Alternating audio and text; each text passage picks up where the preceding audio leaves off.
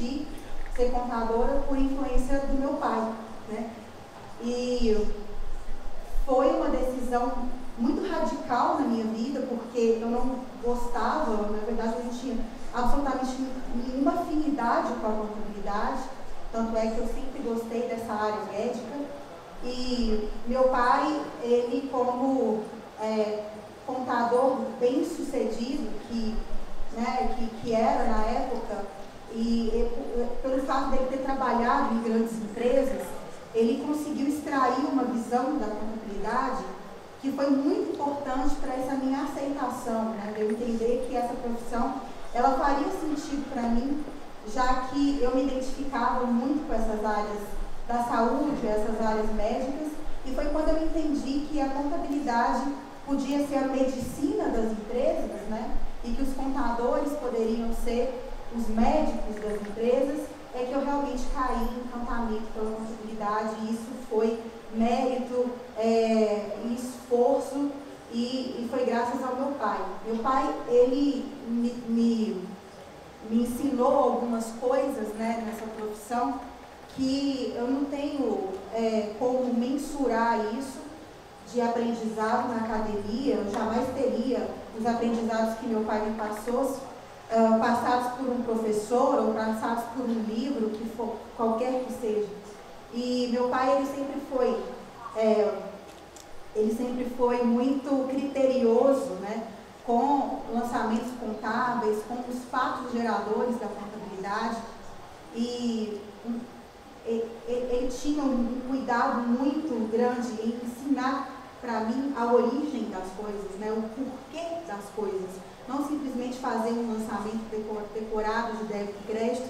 E aí ele me colocava na frente todas as vezes que eu chegava com uma dúvida, né, quando eu trabalhava com ele, eu chegava com uma dúvida, aí ele me sentava em frente ele tinha uma mesa assim, aí ficava atrás, assim, sentado na mesa, na cadeira dele, me colocava, sentei, minha filha. Aí eu sentava e ele falava assim, ele fazia um razonete assim, entendeu? Aí ele fazia assim, por que você acha que é aqui, né? O que você acha que tem que lançar aqui? Por que é? Né? Na sua cabeça, por que você imagina que tem que ser assim? E aí ele ficava ali me incitando, né, a raciocinar, a pensar. Ele nunca dava uma resposta pronta, ele estava sempre me estimulando a pensar. E não só com esses ensinamentos, né, todas as vezes ele ficava ali tentando, né, extrair de mim esse aprendizado, esse conhecimento. Ele também me estimulava trazendo, né, os artigos, os ensinamentos que Lopes de Sá conseguiu agregar na vida dele também. Meu pai teve o prazer de conhecer Antônio Lopes de Sá, eu não cheguei a conhecê-lo pessoalmente, eu só conheci Lopes de Sá por intermédio, né, dos artigos que meu pai me entregava para eu poder ler. E quem aqui está sendo, quem é contador que está sucedendo o escritório do pai ou da mãe? Levanta a mão para mim.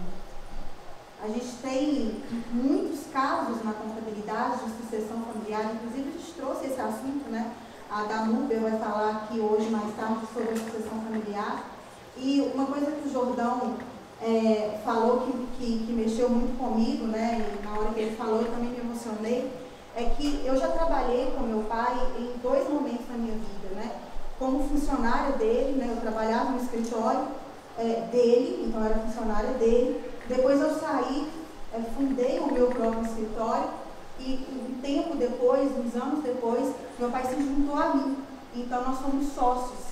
E essa relação nunca foi fácil, ela sempre foi uma relação conturbada, porque por mais que meu pai é o meu mentor, me ensinou muitas coisas e, né, tem anos a fio de experiência a mais do que eu, sempre fica naquela disputa de geração, né? Então algumas coisas que meu pai trazia, não necessariamente eu concordava, e vice-versa. Então a minha forma de gestão é muito diferente da do meu pai, e aí a gente muitas vezes conflitava, era de fato muito difícil, né? E por alguns momentos eu pensava, cara, isso dar certo e tal, né? A gente é filha, a gente se revolta, às vezes fala, né, esse velho não sabe de nada e tal. Então, eu já me revoltei com meu pai várias vezes e hoje, assim, né, mais madura, eu consigo perceber o quanto que meu pai foi, assim, uma influência muito forte na minha vida e grande parte dos ensinamentos que eu carrego hoje comigo é por conta dele. Uma coisa que o Jordão já falou também em momentos anteriores, que eu também levei isso a sério, é que lá no Epicentro, um dia ele falou assim, olha, se você puder ter a oportunidade de fazer um evento tal como esse daqui que eu estou fazendo, homenageia pai e mãe, porque eles são né, o motivo, eles são a fonte, né, de você estar aqui hoje. Então, quando você fizer um evento, homenageia seu pai, homenageia sua mãe. E hoje eu tenho essa oportunidade, né? Então, hoje aqui no Contact Experience, eu queria homenagear, eu queria chamar meu pai para subir aqui no palco, o senhor Antônio Fernandes.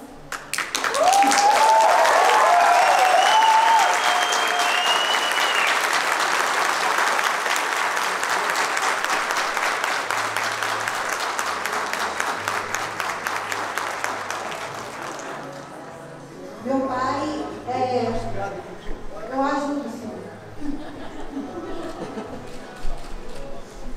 Seu Antônio Fernandes tem de experiência em contabilidade que vocês não têm de idade ainda.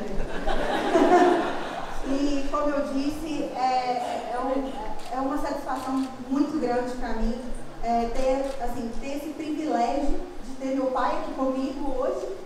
A minha mãe não pôde estar presente, eu queria que ela estivesse aqui, mas ela quebrou o pé, tadinha. Ela fez uma cirurgia sexta-feira e não pôde estar aqui. Mas assim, mãe, você vai ver essa filmagem, beijo, te amo. E eu queria assim, que vocês, nesse momento também, pensassem, né, mentalizassem os pais, mães e pais de vocês estejam aqui presentes ou não, porque eu acho que de fato a gente precisa né, honrar a família, honrar as pessoas que nos trouxeram ao mundo. Então, pai, muito obrigada por tudo, obrigada por ter me ensinado a contabilidade, pai. Obrigada.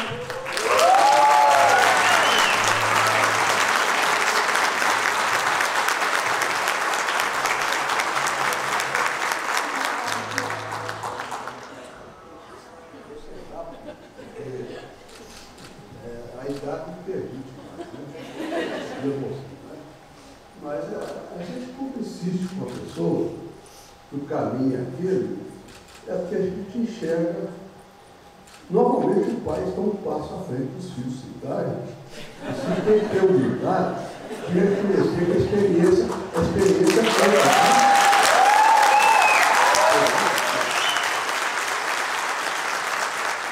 nós devemos ouvir os mais velhos. Está difícil para ouvir hoje, tá certo? Eu estou bem idoso, mas nós devemos escutar os mais velhos. Os mais velhos têm sabedoria. Os mais jovens hoje têm mais habilidade. Tá? Habilidade para com os jovens. Nós mais velhos nós temos mais lentos. Nós guardamos por nós aqui o nosso sofrimento da nossa profissão. Nosso início de contabilidade, hoje a contabilidade hoje tem uma possibilidade para nós fazer um balanço hoje. Antigamente não tinha não. Antigamente a gente tinha que produzir o balanço. É diferente do que tirar ele lá no computador e está tudo pronto. Antigamente você tinha que pegar uma máquina de datilografia que chamava front print, e você nunca ouviu falar nisso. Né? Nunca ouviu falar em front print. Pois é. Esse front print, gente, você já viu como é que o goleiro faz salto na bola para pegar uma bola? A gente apertava o botão nessa máquina de front print, aqui a ficha amarela, que eu chamava ficha de razão, tá? Ela voava, a gente caía e pegava. Era assim que funcionava. Mas isso foi importante na minha carreira profissional. Por quê? Porque eu aprendi a fazer contabilidade. Que os números eu os buscava. Eles não eram fabricados, eu buscava esses números. Tá certo? E isso aí, o que significa, gente? Que você, quando faça a contabilidade de uma maneira artesanal, você aprende a fazer contabilidade de fato. E entender o que tem lá dentro daquele balanço, o que aquilo significa para você. A Fernanda começou a falar sobre isso. E eu, antes do intervalo, eu estava conversando com dois companheiros lá dentro, e eu falei com eles o seguinte, é que quando eu iniciei a minha carreira de contador, quando eu fiquei sendo gerente de contabilidade de algumas empresas, a gente tinha medo de transferir conhecimento para os nossos subordinados. Por quê? Porque a gente tinha medo de perder o cargo. Está certo? E isso aí é um grande erro que tem na vida do contador, gente. Isso ainda acontece até hoje. Nós temos irmãos, nossos companheiros, nossos colegas de contabilidade, que ficam hoje no escritório até 10, 11 horas da noite fechando balanço. Porque o balanço quem fecha sou eu. O meu funcionário não pode fazer isso. Tá certo? Conclusão. Ele é empresário contábil? Não, ele não é empresário contábil. E ele tem vergonha que é empresário, de falar que é empresário contábil, mas ele é um empresário sim. O negócio dele tem que visar o lucro. Se ele não tiver lucro, como é que ele vai sobreviver? Né? Então veja bem, gente. Não tenha medo de ensinar o seu pessoal que trabalha com você, seus colaboradores. Ensina eles tudo que você sabe. Transfere para eles todo o seu legado, todo o seu conhecimento.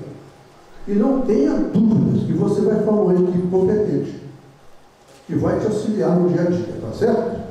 Não retenha conhecimento só para você. Transfira o que você sabe para os outros.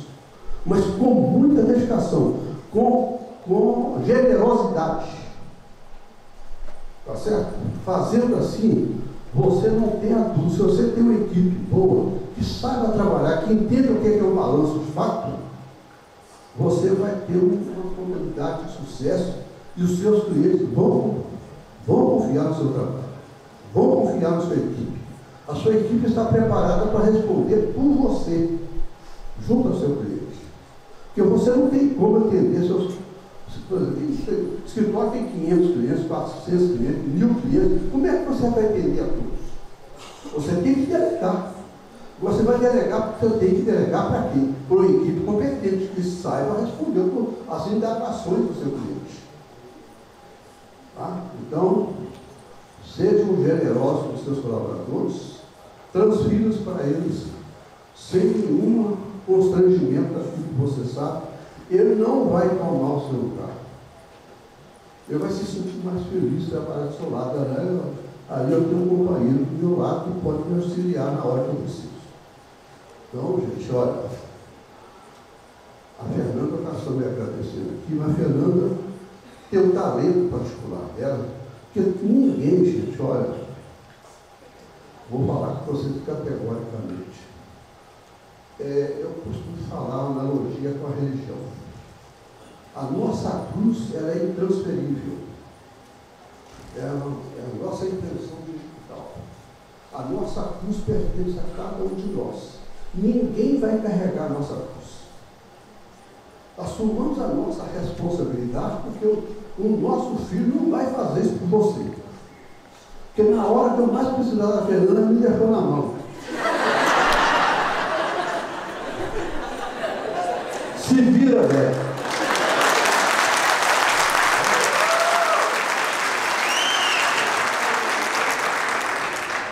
Eu vou navegar em águas diferentes. E foi. E graças a Deus que aprendi isso. Foi muito bom. Então, que vocês, nós, donos do escritório de contabilidade, não queremos transferir para os nossos colaboradores, para os nossos clientes, o nosso insucesso. O insucesso é nosso, pertence a nós. Se nós não tivermos garra, determinação, não tenha dúvida que nós somos fadados ao fracasso. Sejamos, então, determinados e cada um de vocês tenha a responsabilidade de carregar a sua cruz com paciência, como Cristo carregou.